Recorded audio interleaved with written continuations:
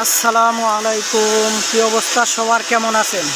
তো আমি কালাম আজকে আর একটা ভিডিও নিয়ে আপনাদের সামনে হাজির হলাম।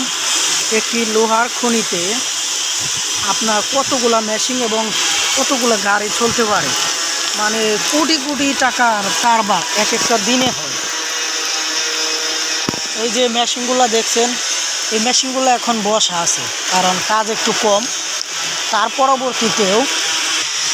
তারপরেও এই যে গাড়িগুলো কয়েক কোটি টাকার গাড়ি মনে করি, তারপরেও এগুলো এই যে এইভাবে আপনার বসে আছে, কোম্পানির গায়ে পায়ে লাগতেছে না।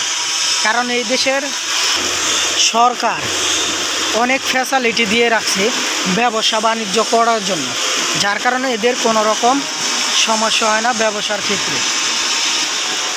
এই যে আপনারা দেখতে পাচ্ছেন যে এই যে গাড়িগুলা ডাম্পার লরি বসা, এই কয়েকটা মেশিন বসা, এখানে বসা, এগুলো এখন সম্ভবত বিক্রি করে দেওয়া হবে, ঠিক আছে।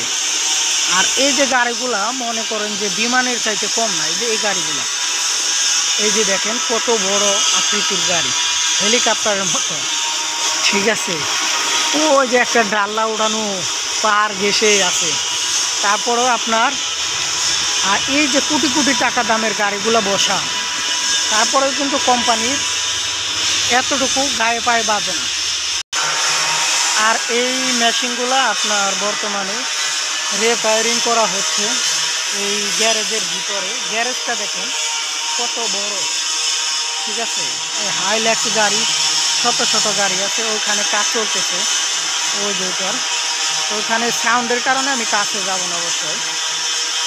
ওখানে বাংলাদেশের একজন মিস্ত্রি আছে। আর এটা যে বড় গাড়ির ইঞ্জিন নামানোর ক্ষেত্রে এই জিনিসটা ব্যবহার করা হয়, ঠিক আছে। আরও এই যে দুইটা গাড়ি দেখেন বিশাল আকৃতির বসা আছে, মানে এগুলো রিপেয়ারিং হইতেছে, সবগুলা সমস্যা আছে কিন্তু।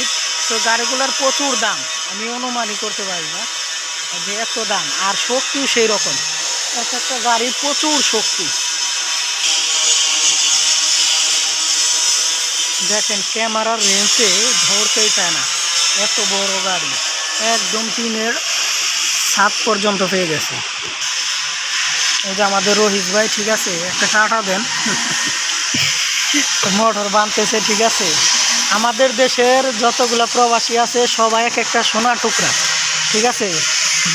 দেশে থাকতে টুটু কোম্পানি হলেও বাইরে এসে সেগুলো এতটা কর্মজীবী হয় ধারণার বাহিরে, ঠিক আছে।